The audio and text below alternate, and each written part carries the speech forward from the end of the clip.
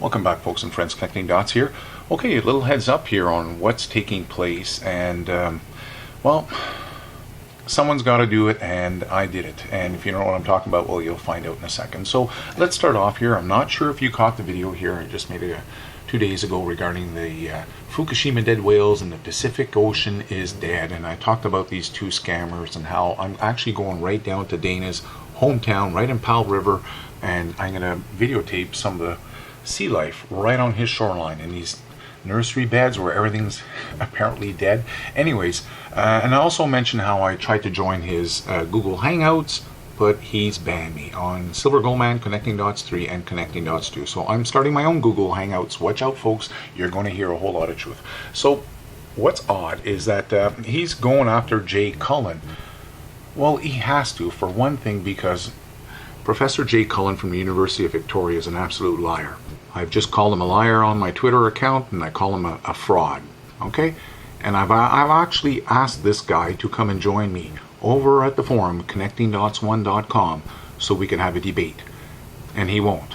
But he'll go and join the Fukushima Hounds, where Dana and his nut gang hangs out, and go and discuss it with them, but not with I? What's wrong? Well, it's because it's the fixed game again here, the circle jerk of corruption, I'm telling you, on YouTube. So on one hand, on your left here, you have the university professor that gets paid roughly about $600,000 a year, who's out there touring around absolutely lying to people, and then I will get into his lies in a second. And on the other hand, on the bottom right, you have our Newfoundlander Canadian here, who's absolutely lying and defrauding thousands of dollars. I mean, you may even heard, if you've been following my videos, how one gentleman has committed suicide over this whole incident because he went in debt and gave so much money to these guys. He even took out a line of credit on his home for over $16,500 so he could buy this coward a boat. Unbelievable. So here we have the Scam Club right on YouTube, on Twitter. They will not debate. Okay? It's 100% guaranteed now. I've tried it myself. I'm an avid YouTuber. I'm an intelligent person. I've tried to debate with this coward, and I tried with the other coward. None of them want to debate. Okay? So there is no debate. Let's cut that out. I'll be the only guy on YouTube with my Google Hangouts where I will be able to debate, and you'll be able to see a debate. You'll be able to hear me debate these guys. They won't come. Trust me, they won't come. Okay? Because why? Because I know my stuff too well. I've been doing these Fukushima videos since day one. Okay? This guy just found out a year ago that Fukushima went down, and Dana just jumped on these videos less than a year again. So again, it's the corruption club here trying to pretend that they're pros when both of them don't know what the hell they're talking about.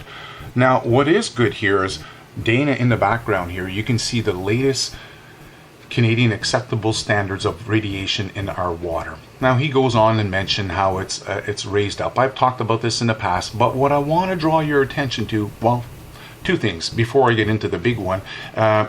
If you're an American, I have already made videos about your government, how Obama has changed the acceptable cancer death rate after drinking water in the United States for 30 years. It used to be 1 in 10,000. 1 in 10,000 deaths was the acceptable rate after drinking water in the United States. Now Obama has changed it to 1 in 23.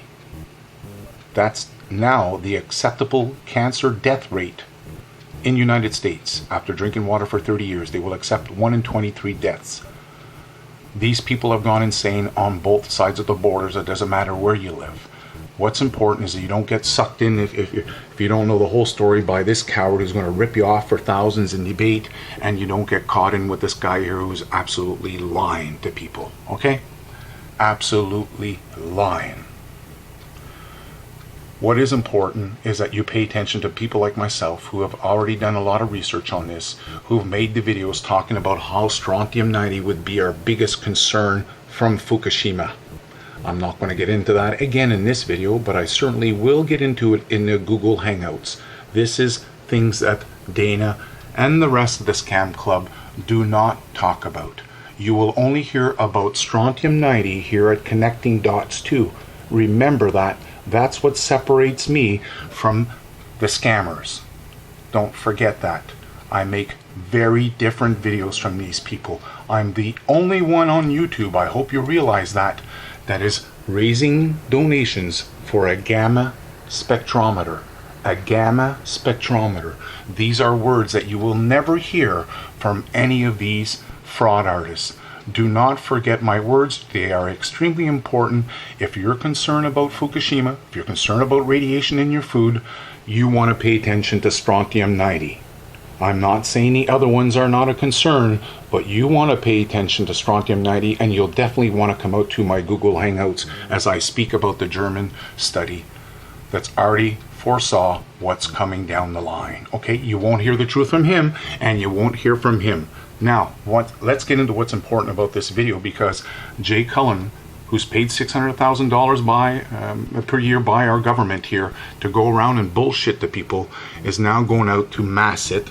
Okay, and if you don't know where that is, it doesn't matter. But in this video, Dana's asking his people to go out and contact the locals, which they don't. If you read their comments, they don't know anything about radiation. So I happen to live here, as I mentioned before. I'm right here in the city of Victoria, where the University of UBC, University of Victoria is, where Professor Jay Cullen is located. So he won't engage with me, won't debate with me, but he'll go and join the Fukushima hounds, which is controlled by Dana Durnford, and debate with them. So what I've done is I've decided I'm going to do my own work here. I've contacted right in Queen Charlotte Islands, okay, where the Professor Jay Cullen is now going this evening, to tell them all not to worry. He's going to a small town called Skidgate. I've researched to find out who's in charge of Skidgate, and it didn't take me long to find out who to contact. Okay? It takes seconds once you start doing this research. These people don't know what's coming at them. They're being lied from all sides, and I got a real kicker out of this. Wait till you find out what went down. So I end up calling the Bab Stevens, who is the band manager in Skidgate. I just got off the phone with her roughly 25 minutes ago. And I went on to tell her all the different lies that are going to come at her. I went on to tell her how, well, I gave her a series of questions that she could actually pose to Professor Jay Cullen and find out what the truth is. I doubted very much he'll tell her, but I gave her a series of questions. And one of them was, can you please ask the professor if it's true that TEPCO, Tokyo Electric Power Company, has admitted that it'll be 35 to 45 years before it's contained. I also said, can you ask them if it's true that the Victoria Airport found radiation at the airport, because they got a Geiger counter out there here on the Vancouver Island at the airport, to ask them if the airport had found radiation 300 times above the U.S. drinking limit in 2011, soon after Fukushima meltdown, because he's already said publicly that no radiation's been found in Canada. I also went on to ask him if Simon University has found Fukushima radiation on a BC beach. I went on to tell her, can you please ask him if Fukushima radiation was found in other fish tested aside from those tested with the government. He's not going to tell her the truth. I went on to tell her how there was even a band member, back when Chernobyl went down, a band member on the West Coast, I couldn't remember the exact one. I went on to tell her how the band member had overheard, while he was out fishing on the West Coast in his boat that day, the Canadian Coast Guard telling one of the lighthouse guards to unplug the drains because of the Chernobyl rain. So yeah, when he got in from fishing, he decided to contact our government, the Coast Guard, and ask them if it was true that the Chernobyl radioactive isotopes would be coming down in the rain in the West Coast. And guess what they told them? Nope, everything's fine. Go back to sleep. Everything's okay. Well, lucky for him, the band manager, his name was Henry, that's all I remember from that story, and I believe it was in Masset or somewhere around there, from the Queen Charlotte Islands. So don't take my word on it, but I believe it was in Masset. And he had found that the After testing the local water, which is all a collection of rain, he'd found that isotopes from Chernobyl were now present in the local rainwater.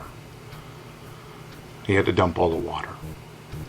So we're not going to get any of these types of stories. I went on to tell her that she needs to ask Jay Cullen, is it true that radiation bioaccumulates in specific species of sea life, marine life? And I went on to tell her, for example, like the bivalves. The bivalves are basically the ocean filters. They live off taking nutrients from the water that they filter day in, day out. So there are certain species on the west coast that you can quickly test to find out if Fukushima is permeated, contaminated our food source. But he won't tell them that. In fact, he's asking them to write up some questions so they could pose him questions. So sad when they have the truth there, but they hide from it. So I'm making an invitation in case Professor Jay Cullen happens to come across this video. If you want to come and join me on connectingdots1.com, I'd love to engage with you because I got a lot more for you than what I've just shared here.